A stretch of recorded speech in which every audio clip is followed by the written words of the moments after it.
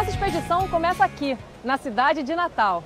Atravessando o sertão, vamos percorrer cerca de 340 quilômetros até chegar a Apodi, onde fica o Lajedo de Soledade. Um lugar curioso, que guarda vestígios da pré-história brasileira.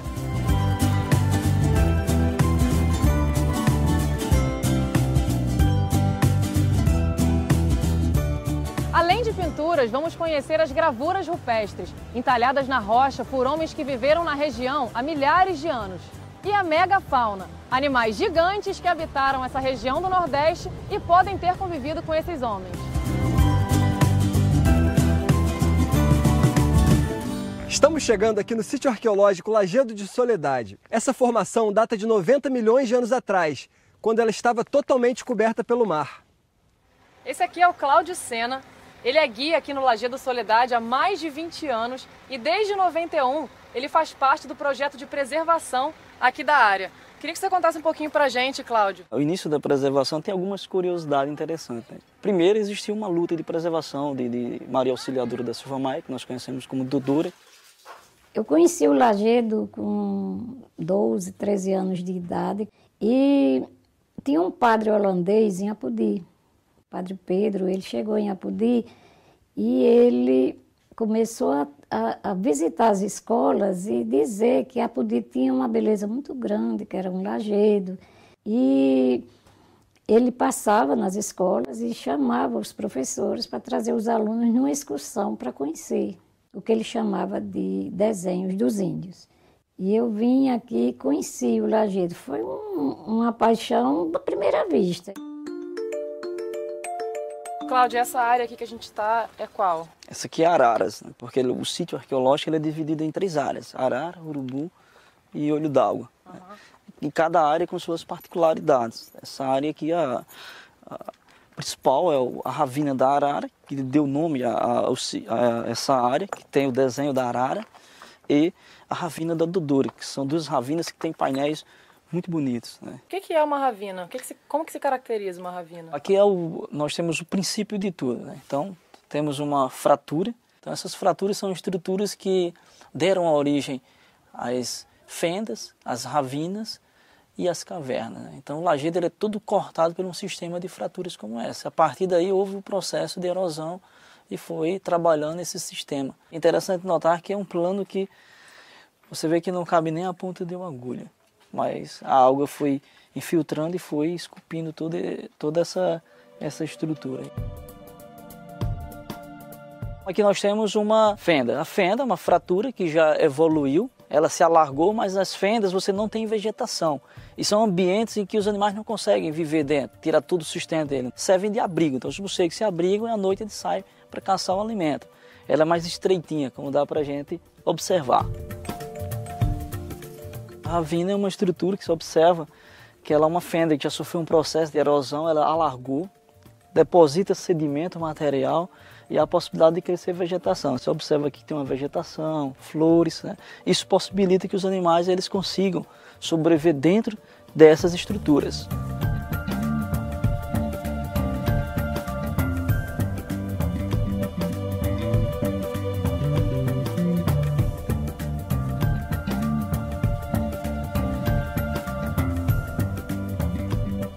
Nessas fendas e grutas, a gente encontra pinturas e gravuras como essas aqui, feitas por homens que habitavam o sertão antes mesmo da construção das pirâmides do Egito.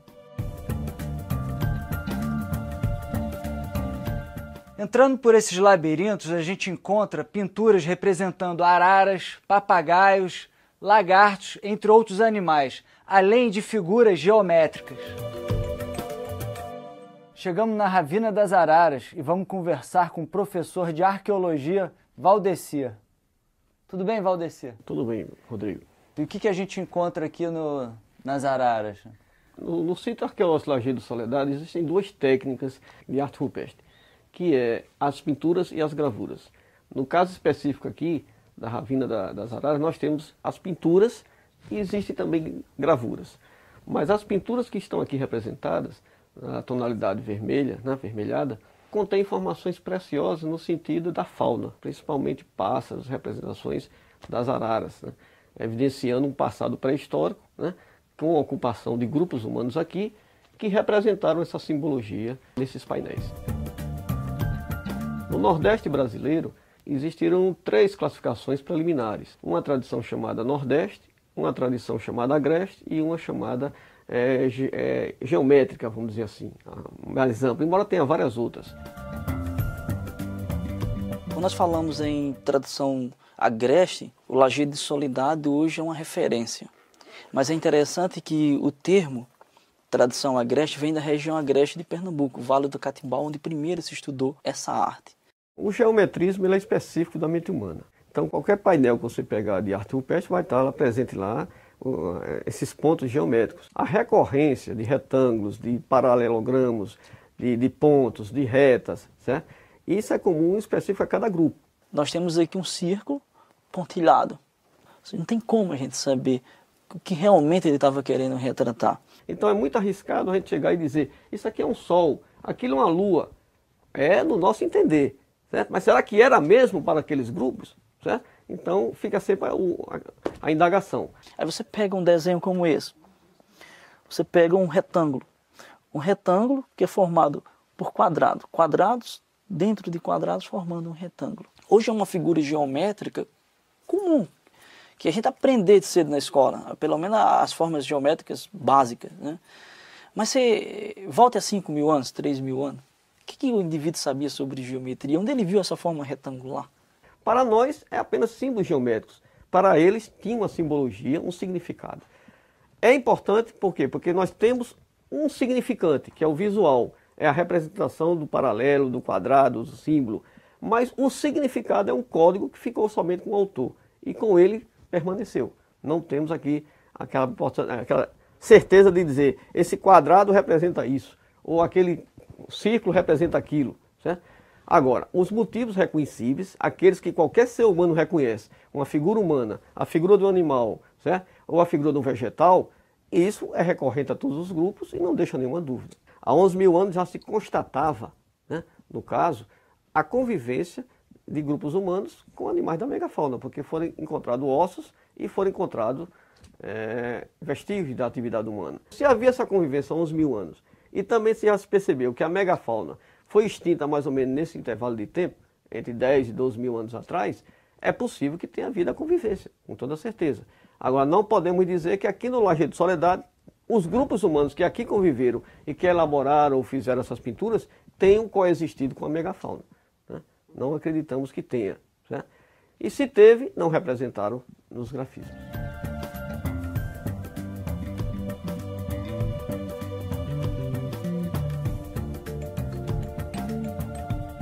Olha aqui, tá vendo? Vem cá. Se você olhar aqui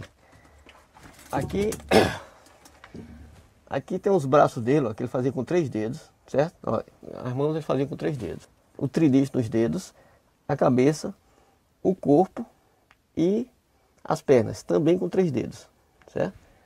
Então essa é uma representação que a gente chama de naturalista, ou motivo figurativo. Uma representação da figura humana, que são raras aqui no Lajedo de Soledade, são poucas, mas essa é uma delas. E eu observo a forma como ela está, certo? Representada. A pessoa se deitou aqui e pintou para cima, certo? E preenche com a pintura internamente, né? Então essas são as representações que a gente chama de naturalistas ou motivos figurativos. Se você observar bem aqui são a técnica das gravuras, né? Observe que existe uma dimensão temática onde o paralelismo, né, é evidente, os traços, né, ranhuras, aparentemente sem sentido algum, mas é uma simbologia específica desse grupo que elaborou essas gravuras. Já as pinturas, né, você tem que colocar tinta sobre o suporte. Essa tinta ela pode ser colocada diretamente no suporte, ou você pode colocar na mão, desenhar ela, certo? E colocar fixando ela. Aqui é um grafismo que aparentemente a gente chama de esquemático. Por quê? Porque ele pode ser uma representação naturalista, com um caráter antropomorfo, ou seja, uma representação da figura humana, ou pode ser uma representação zoomorfa, ou seja, uma representação do animal, onde aparece a cabeça, os membros superiores, o tronco, os membros inferiores e o chamado rabo do animal, ou então o membro itifálico, certo? O membro genital do homem. Então pode ser qualquer uma dessas duas. Como ela é esquemática, certo? Ela pode ser tanto uma como outra, mas normalmente é associada como um zoomorfo ou como lagarto. Com relação à datação, porque normalmente é curioso saber há quanto tempo isso foi feito. Isso é o que todo mundo quer saber, né? Uma das primeiras perguntas. Quem foi que fez e quanto tempo foi feito, né? Infelizmente, nós não temos métodos ainda aqui, específicos no Brasil, que consigam datar diretamente esses grafismos. Então, o sítio arqueológico do Lajedo de Soledade ele é dividido em 3 áreas: Araras, Olho d'Água e Urubu. Nós estamos agora exatamente na área do Urubu. Cada área ela tem a sua particularidade, né? Todas as áreas você encontra painéis com pinturas. Essa aqui é onde que você encontra um painel com pinturas pretas. A Gabriela Martin Ávila, que é uma autoridade em arqueologia, ela sugeriu a ideia de que talvez as representações em preto tenham sido as mais antigas, ou seja, as primeiras a serem feitas no sítio arqueológico do Lajedo de Soledade. Já foi feita uma tentativa aqui no Lajedo de Soledade com uma pintura de cor preta. Por quê? Porque ela teria sido feita com carvão. E o carvão ele tem fragmento orgânico. Foi até raspado, foi tentado tirar uma amostra, conseguiu uma datação, mas não se conseguiu material suficiente para obter uma datação dessa cor preta. O que já seria um bom indício para termos pelo menos um demarcador cronológico de há quanto tempo esses grupos fizeram esses grafismos e essas pinturas. Mas o fato de não sabermos há quanto tempo foram feitas não tira de forma alguma o caráter enriquecedor desse sítio.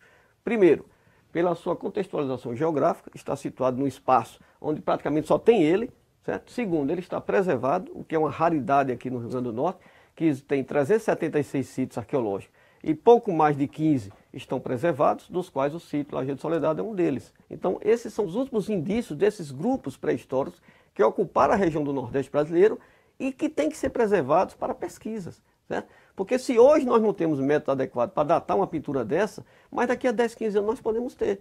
E se eles desaparecerem? Se eles forem extintos ou forem detonados, como acontece com muitos sítios? Daí a importância fundamental do Lajedo de Soledade, porque ele está sendo preservado por um grupo de pessoas, de comunitários, que desfraudaram essa bandeira e perceberam, nós vamos lutar por isso, certo? E mudaram todo o contexto dessa região. A mentalidade das pessoas mudou, certo? Nesse local. Daí a importância fundamental do Lajedo de Soledade no contexto gráfico do Rio Grande do Norte.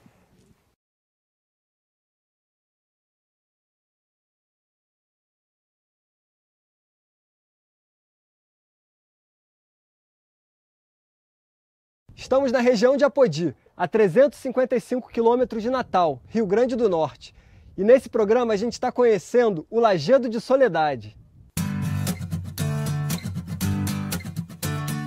O Lajedo de Soledade, como um lugar a ser estudado, eu acho que a gente deve tudo isso à doutora Maria Auxiliadora, que é uma grande entusiasta e foi, eu acho, que quem primeiro teve preocupação de preservar, de cuidar do lajedo. Todo esse cascalho que a gente vê aqui espalhado pelo chão, na verdade, é o resíduo da indústria do cal.